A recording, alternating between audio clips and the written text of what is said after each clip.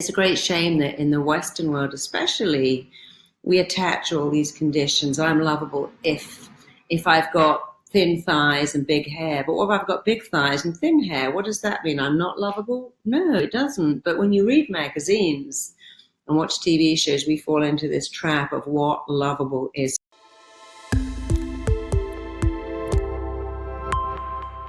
Many years ago, was attending someone else's talk, and this girl put her hand up and said, the problem is I binge and I'm destructive. And he went, oh yeah, you just don't love yourself. And what you have to do is love yourself, and then you'll be fine. And then he went to the next person. I'm like, but you didn't tell her how to love herself. And most people have no idea, A, that they don't feel lovable. And even if they do, they just don't know what loving yourself means. And that's not surprising, because in order to love yourself, there's a particular technique. I'm going to take you through it today. We're all going to do it. Because when you can love yourself, your life changes beyond recognition. You're going to be with yourself for the rest of your life. And if you don't love yourself, imagine being married to someone you don't like and going, well, I'm going to be sticking with this person for 60 years. That's really hard. But you having a relationship with you forever. And if you fall in love with yourself, it's a whole new world. And falling in love with yourself is amazing because, first of all, it's a love affair that never dims, never wanes, never disappears. You don't have to shave your legs, have any kind of waxing to turn up. You don't have to get dressed up or pretend you're someone else to fall in love with yourself. And here's the big problem with love in the modern world as I see it. We form these beliefs. In order to get love, I have to earn it. I got to be good. I got to be beautiful. I got to have shaved legs or a really successful job. So I have to earn love. I have to run after love and chase love and try to find love. And then I've got to work so hard to keep it. And none of that is true. Love is not to be chased, to be worked for, to be earned. It's not to be bought or paid for. And it's a great shame that in the Western world especially, we attach all these conditions. I'm lovable if I've got thin thighs and big hair. But what if I've got big thighs and thin hair? What does that mean? I'm not lovable? No, it doesn't. But when you read magazines and watch TV shows, we fall into this trap of what lovable is. So we all want love. And, I went through my formative years not really feeling lovable at all. I didn't feel very significant to my parents. They had their own unhappy marriage. I felt hideously ugly. And I didn't feel particularly bright or gifted at anything. But I had one person who believed in me, my grandmother. And I always think if you have one person who believes in you, then that's enough. But I also had myself. And as I got older, I began to believe in myself. And my life changed dramatically. But let me take you right now into, first of all, why we start to lose our lovability and how to get it back. So cast your mind back, if you are parents, the day your baby was born. Or if you're not parents, think about any baby you may have met. I used to push my little girl along the street in a stroller. I think Australians are like Brits. They say pushchair, so I can go back. So used to translate everything to American. I used to push my daughter along the street and people would come and go, oh my God, she's so lovely. She has the longest legs. Isn't she cute? And she never went, don't look at me. I got a bad head. I've got milk spots. She would just kick her little legs and gurgle. And of course, when you are born, for all of us, the first thing that happens after we take a breath is that people come and look at us. The doctor looks, checks everything is there. The nurses look, mum looks, dad looks. Maybe you're a single mum. People then come to visit you, and the first thing is, let me see the baby. Oh, what a great baby. And they look in the crib, and they tickle their tummy, hold their little finger, stroke their hair. And no baby, to my knowledge, ever says, please don't look at me. My nose is leaking, my butt's leaking, my ears are leaking, my eyes are leaking, I'm vomiting. They just lap it up because we are all born with a belief, I am lovable. And if you've ever got a kitten or a puppy, you'll see the same thing. I took a kitten in that had had its tail burnt off, and it never for 1 minute thought it was less lovable because it didn't have a tail. It didn't know anything else except to think it was lovable. It would wind itself around my leg, come and lie on me, climb up right onto my shoulder, and it was tiny because it thought it was lovable, and it would turn up on my lap and go, here I am. And your job is to see I'm lovable. And a baby will do the same thing. Here I am. And your job is to celebrate that I'm lovable. And only if you kick that cat or push it away or kick that puppy or constantly say to the baby, I'm busy, go away, stop bothering me. Why are you so naughty? Do they form a different belief? Oh, no, perhaps I'm not lovable. These people shout at me. They don't like me. They don't celebrate me. Because a baby is born expecting to be celebrated. No baby says, gosh, my mom is really tired and my dad's working a night shift, so I shouldn't really wake up in the middle of the night and disturb them. No baby says, my mom went to Whole Foods and bought this organic broccoli and I don't like it, but I should eat it because it might upset her. Babies are focused on their own love. They spit out food. They throw up all over their brand new dress, your brand new dress. They wake you up when they want to be woken up, and they fall asleep when they want to fall asleep. And they expect to be celebrated. And the very good news is you came onto the planet fully expecting to be celebrated. And many of us, including me, weren't celebrated. We heard the other stuff. What's wrong with you? Why can't you do that? Why aren't you like your sister? Your brother, he could tie his own shoelaces at 5. Your sister, she was so neat and tidy. Your brother would eat anything I gave him. Your sister never made a mess. Or maybe your cousin or your friend, and we start to get compared. And the comparison chips away at our belief that we're lovable, and we start to think, maybe I'm not. And then parents say these weird things to children. I love you because you're so clever. I love you because you're so smart. I love you because you're good. And you see, when you label a child, you limit them. Even a good label, I love you because you're beautiful. You know what the child hears? And if I wasn't, you wouldn't. I love you because you're clever. Right. And if I wasn't, you wouldn't. I love you because you're good. I worked with a girl just in April who had absolutely suicidal depression. She turned up on my course and kept telling everyone she wanted to kill herself. And so she came up and we had a look at her history. And she said that when she was born, her mother told her this story. Oh, your brother, he was such a terrible baby. He got everything wrong. He was up all night, slept all day. He nearly killed me. He was a nightmare. He was a problem child. And she heard, gosh, well, if he nearly killed her, I can't come along with him. I must be good. And she was so good, always good. Was a good girl, never made a fuss, never made an issue, got good grades, tidied the house, didn't date boys, and then married and was still a good girl and was trying to be so good it was actually killing her. And in that one session, we removed the need that she must be good because it was affecting her marriage, her parenting skills, and her relationship with her parents, who were both teachers, by the way, and wouldn't just tell her she must be good. They'd come home and say, oh, we have this one child in the class. What a joy it is. This child is so clever, so smart, so kind, so good. And so she heard this message a lot. So when you label a child, you limit them. I had a stunningly beautiful girl who came to see me. She said, I just can't find love. I don't know what's wrong with me, but can't find love. Every guy I date never wants to see me again. They all disappoint me. And she was very pretty. And men are superficial, sorry, but in the beginning, we go for looks. That's not enough to keep a relationship. But the fact that she didn't get a second date was a little odd. And when I took her back, she went back to the same scene over and over again. Her dad would sit her on his knee and go, nobody will ever love you like I do. You will never, ever find anyone to love you like me. Nobody could love you. It's not possible. And he loved her so much, he'd tell her this every time. You never find anyone to love you like me. No man will ever love you like I do. It's not possible for any man to love you like me. When you have a small child and an authority figure and a repeated message, it becomes an imprint. And her imprint was, you'll never find anyone to love you like me. And she didn't. And I remembered her when I was holding my baby and my best friend had a baby at the same time and we were feeding our babies. And she started to say, you'll never find anyone to love you like me. Nobody will ever love you as much as me. Nobody could ever love you like I do. And I said, Philippa, stop saying that. Here's what you say to a baby. You know, I don't want to be bossy here. You're a new mom, so am I. But I've had so many clients in my office in tears and they always go back to that programming. And I said, what you say to a baby is, I love you so much because you are lovable.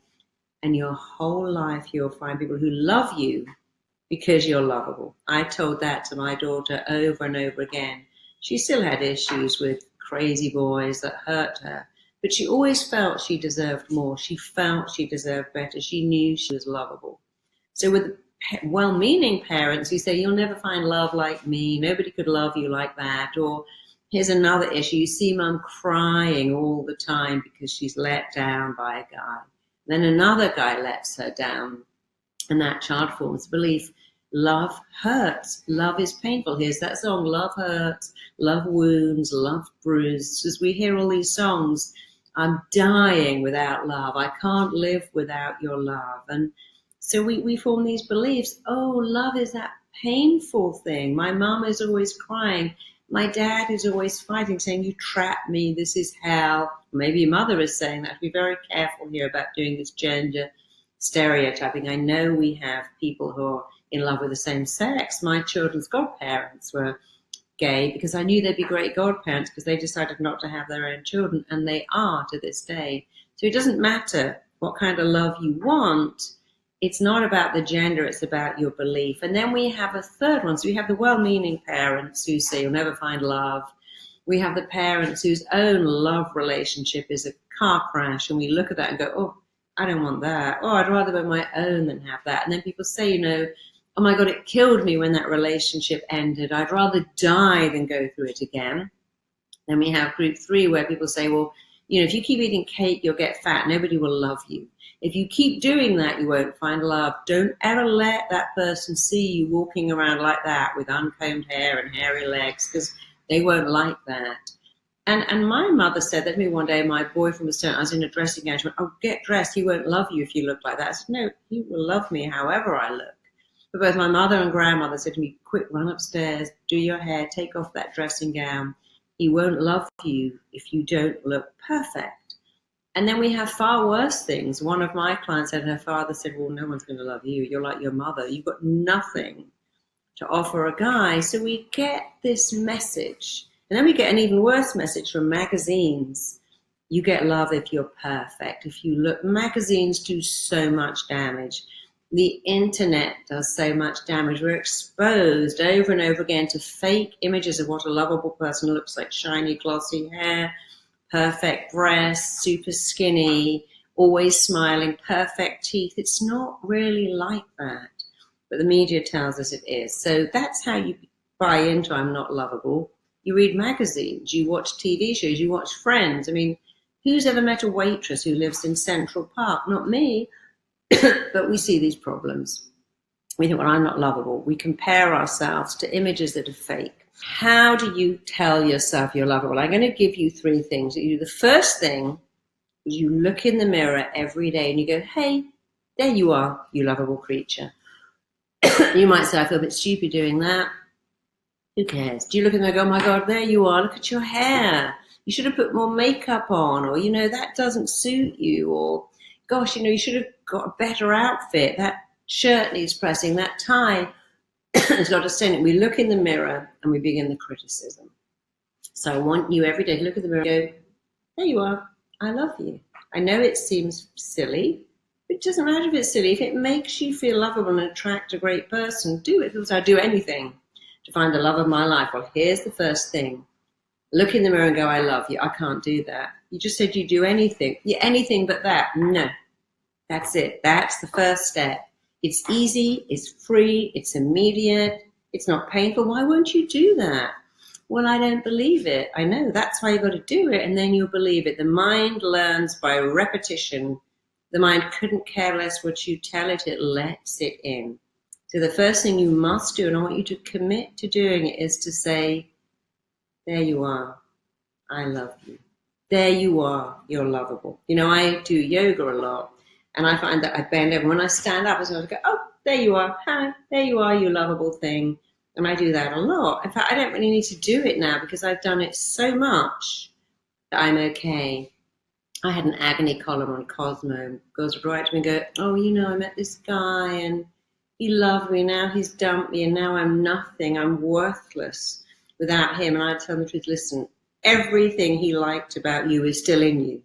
Yes, he left you, but everything he said, I love your hair, I love your voice, you're so funny, you're so sexy, you're so interesting, it's not gone away. He's gone away. She's gone away, but what they loved in you is still there. And the most important word you will ever hear in your whole life, and not what some guy or girl told you, is what you tell you. Other people can say, I love you, you're amazing. You go, oh, I'm so happy I found someone to love me. And then they leave and you go, now I'm miserable because they took their love away. They gave me their love and then they took it away. No, you gave them your power to allow them to make you feel lovable. And if you give that power to someone else, you give them the same power to take it away. You took your love away. Don't take your love away. I'll die without your love. I can't live without you. Yes, you can. I've been dumped. I've been very painfully dumped. I know what it's like to wake up and go, oh, because someone I loved has walked out. I was a single parent. I brought my daughter up on my own for some time. And I definitely know what it's like to be left, to be rejected. But I also began to realize that only I can make myself feel lovable. So the first thing, you have got to look in the mirror and go, I love you. I love you. Don't say I love you because today you're thinner. Today you've got on nice clothes. Today you look better. Just, I love you. It's unconditional love. You'd never say to anyone, I love you. Because today I would never say to my husband, I love you because you've got a nice shirt on. I love you because you look nice. I love you because you emptied the dishwasher. I love you because you went out and bought me some coffee. That would be a terrible thing. I love him because he's him and he loves me because I'm me. And you love your friends with all their faults and you love your kids. Who would say to your kid, I love you because you're earning my love, and you've got to earn it, you've got to work for it, you've got to deserve it, you've got to chase it. No. I love you is unconditional. That's the first thing you do. I love you. And I want you to repeat some things after me right now. And they may feel silly, funny, they may stick in your throat. I don't care. The mind learns by repetition. Let's go. I want you to say, I accept myself as lovable. Say it right now. I accept myself as lovable. And now let's do another one. I see myself as lovable. Let's say it together. I see myself as lovable. I believe in myself as lovable. Remember, the most important words you will ever hear in your entire life are the words you say to yourself. The most important opinion for you is your own opinion. When you know you're lovable, you know what happens? It resonates out there and the world comes back and says, oh, you're lovable. You think so. I think so. Lovable is not arrogant. It's the arrogant people don't think they're lovable. They're so busy trying to make you think it because they don't believe it. The people who know it don't go, hey, look at me, I'm lovable. They don't have any need to shout it from the rooftop. They know it. They know it. They resonate it. It's sexy. Confidence is sexy. Self-worth is sexy. Self-esteem is sexy. So let's go back. I accept myself as lovable. Say that. I believe in myself as lovable. I see myself as lovable. I easily give love to others. I easily accept the love that others have for me. I am filled and nourished by the love other people have for me. And I fill and nourish other people with my love. So you have to start saying that. You can make yourself a little recording. You can write it on your mirror. You can put it on your screensaver. You could put it on your phone alerts. I accept myself as lovable. I believe in myself as lovable. I easily give love to others. I easily accept the love that others have me. I'm filled and nourished by the love that surrounds me, and I fill and nourish others with my love. Make that a mantra. I don't really like the word affirmations. I find them very ambiguous. Life's a walk in the park. No, it isn't always. Sometimes it's raining and you step in dog poo, and it's not always a walk in the park. But I like what I call statements of truth, and this is your statement of truth. You must say it. You must say it all the time. So you've got point 1 and 2. Look in the mirror. I love you. Repeat those statements. Write them down. Now the third thing, the most important thing about being lovable. I want you to take a minute And think about if you had the best boyfriend, husband in the world, if you had the most phenomenal girlfriend, the best wife anyone could ever have, what would they say? Take a minute. If you had the love of your life who was wildly in love with you, and of course you're in love with them, because it's no good having someone that loves you if you don't love them back, but you're perfect person, the one, what would they say to you? They would say stuff like, I love you because you're you. I ring your phone just to hear your voice. I love coming home to you. I love waking up to you. You have the best smile. There's something about you. You know that song, Something in the Way She Moves? You know, great love songs. No one says, I love you because you're a fantastic barrister. I love you because you're the best dentist in Beverly Hills. They say other things. I love you. Something in the way you move.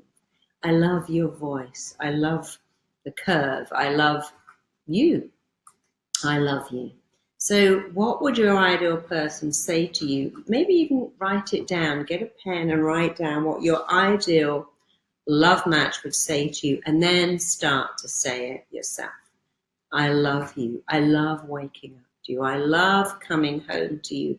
Sounds kind of weird that you're now saying what your ideal guy or girl would say, but when you say things, the mind doesn't go, who's saying that? Where's that coming from? It lets it in like lotion on skin. And the fastest way to find love is to say the stuff you want to hear. You want to be a magnet, a love magnet that attracts love, because when you feel you're lovable, it happens. You know, my husband asked me to marry him. We're just coming up to our 9-year anniversary tomorrow, actually.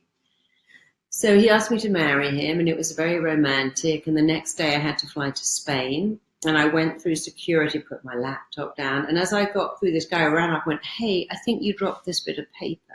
And I didn't drop a bit of paper. And he said to me, I'm really sorry, but there's just something about you. I just need to know you. And can I have a coffee with you? I said, oh, I'm really sorry. I'm rushing to get my plane. And he was hitting on me, but I didn't mind. I said, it's so sweet, and thank you so much, but you know, I'm getting married. And he said, oh, of course you are. And I said, well, you can get married too, just not to me. And we had a little chat, and I didn't make him feel bad, and I got my plane. No one has ever done that to me before, and I fly every few weeks. But it was because I just got engaged. I felt so lovable. I felt so wanted, so loved, and so desired, and it was radiating from me. Because, you know, what is it? It's so weird. Relationship like buses. I waited 2 years to find someone. I found them the next week. Someone hit on me, and then someone else did. Because you feel lovable if someone loves you, but that someone has to be you. So I want you to think about all the great things you would hear and say them to yourself. You know, I see people do this. I hate Valentine's Day. I hate it. You know, I can't bear seeing all those women walking home with flowers. I haven't got any flowers. Send yourself flowers. Send yourself a card. I've had many Valentine's Day without stuff. I buy myself something. I go, yep, I'll send myself a Valentine. I see that with my daughter and all her friends, that, oh, if I don't have someone on Christmas Day, on Valentine's, on New Year, you have got someone. You've got you. A lifelong romance begins with you. It doesn't end with you. So that's how you know you're lovable. Praise yourself. There is nothing that will build your self-esteem like praise. Don't let someone else do it. You look amazing in that dress, but you look really horrible in those pants. No, it's you. Don't give anyone else permission to make you feel lovable or unlovable. You do it. Look in the mirror, say those things. Give yourself the praise you always wanted. And if you're going on a date, before you go, stop and go, I'm lovable. These clothes are great, but I'm lovable. I am lovable, lovable, lovable. If you want to go and talk to someone in a bar or on the street or on a bus stop, take a minute and go, I'm lovable. I'm a warm, good person. Love is all around you. It's everywhere you go. It's in the street. It's in the store. It's in a bus stop. I'm going to end very quickly with, Cosmopolitan asked me to make a recording on being lovable because I was their agony aunt. And I did. And people wrote to me and said, just the weirdest thing.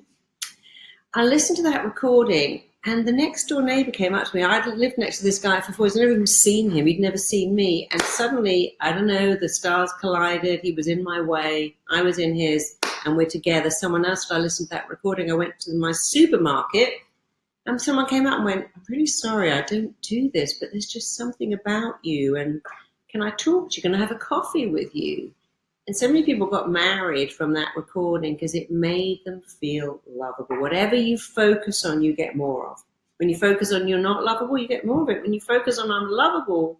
So if someone that you love has left you, remind yourself everything they loved about you is still there, and you can find another great person. But in order to find love, don't change your hair, your weight, your shape, your size. There's one thing you need to find love, one. And here it is. Believe you are worth it. Tell yourself you're lovable. I mean, if you look like Angelina Jolie, does that make you have love? Jennifer Aniston? No, some of the most beautiful women in the world get dumped. Some of the most gorgeous guys get left because they don't think they're lovable. The one thing you need to find love, maintain love for the rest of your life, and it isn't just in your marriage.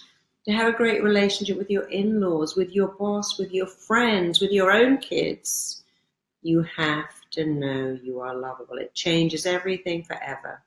So welcome to it. Please do those 4 things. Don't just listen and go, yeah, that sounds great. Another time. Do it now.